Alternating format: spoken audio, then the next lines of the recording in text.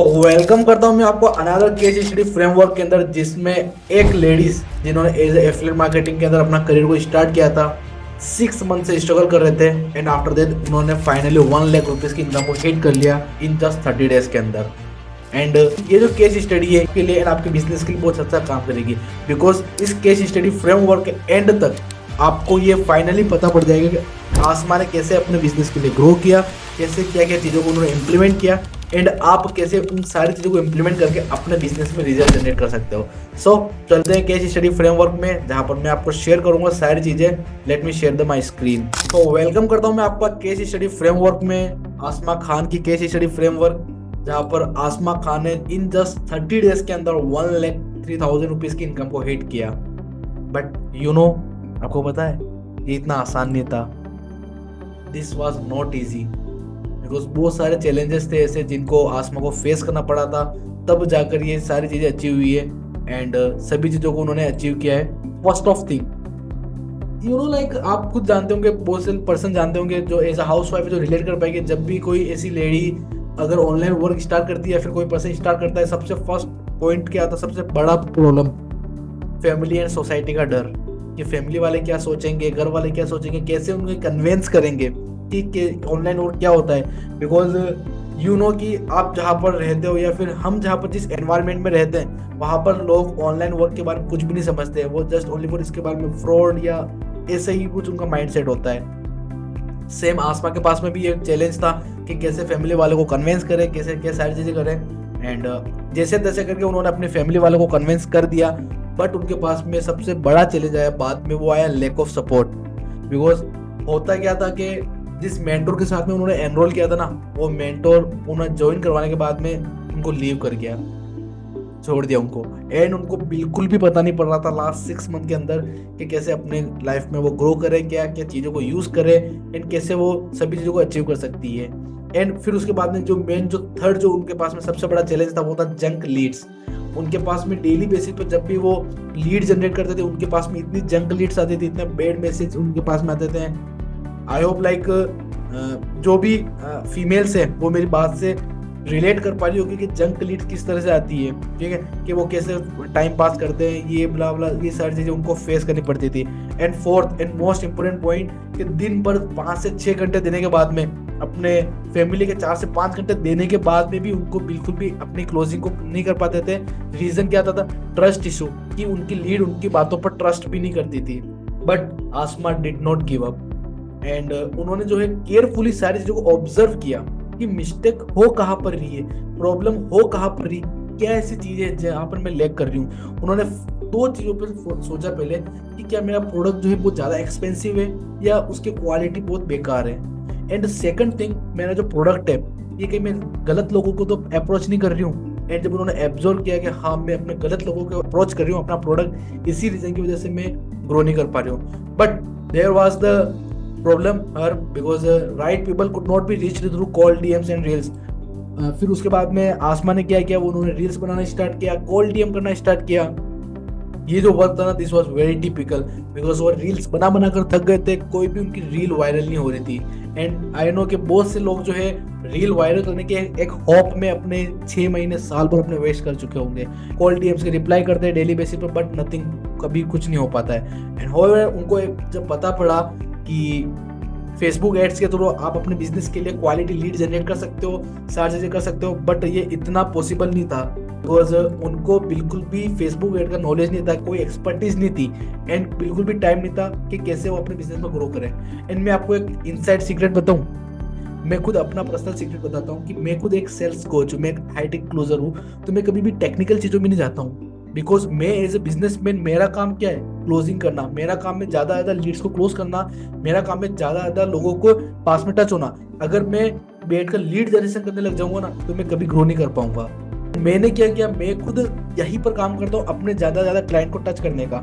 And same problem इनके पास में भी थी, बट उनको ये बिल्कुल भी पता नहीं था। एंड जो ग्रोथ सीक्रेट मैंने आपको बताया, आपको ज़्यादा क्लोजिंग पर फोकस करना है रेदर देन टेक्निकल पर। एंड आफ्टर दैट आसमा ने मुझे कॉन्टेक्ट किया, कनेक्ट विद अस, एंड जहाँ पर मैंने उनकी मॉडर्न मास्टर क्लोजिंग फ्रेमवर्क के थ्रू उनको 1 लाख का इनकम हिट करवाया। बट जो ग्रोथ स्ट्रेटजीज थी, ठीक है, जब उन्होंने हमें कांटेक्ट किया तब मैंने क्या क्या चीजों पे काम किया, कैसे कैसे सब पॉइंट है जहां पर वर्क करने के बाद में उन्होंने 1 लाख रुपीज की इनकम को हिट किया।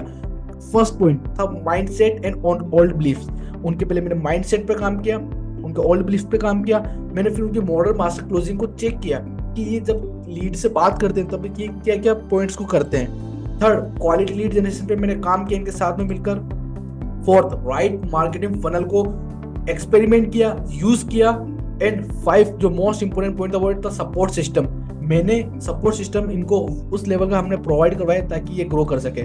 मोस्ट इंपोर्टेंट पॉइंट इनके माइंड में क्या था, माइंडसेट और ओल्ड बिलीफ की ओल्ड डीएम करने से एक अच्छे पर्सन के साथ में मैं कनेक्ट कर सकती हूँ, बट नथिंग। अगर आपका ज्यादातर टाइम अगर जो है कोल्ड डीएम्स करने पर जा रहा है एंड आपको 1 लाख का टारगेट है तो 4 से 5 घंटे आप वहां पर वेस्ट कर रहे हो। Second thing, most important point, अगर आप इस उम्मीद के अंदर डेली बेसिस पर रील्स को क्रिएट कर रहे हो कि इसी दिन तो मेरी रील वायरल हो जाएगी, कभी भी आपकी रील वायरल नहीं होगी। एंड आप इस होप के अंदर आप एक दिन बिजनेस तक को लीव कर दोगे।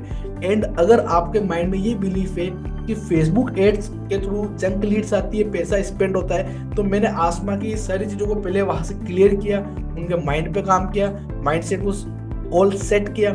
सेकंड थिंग फिर आता है modern master closing framework. If you are doing like affiliate or network marketing जहां पर आप एज ऑनलाइन लोगों को प्रेजेंट करते हो, तो आपका जो वीडियो है ना वो गोल्ड है। एंड आपको किसी भी पर्सन को ऐसे ही नहीं देना है।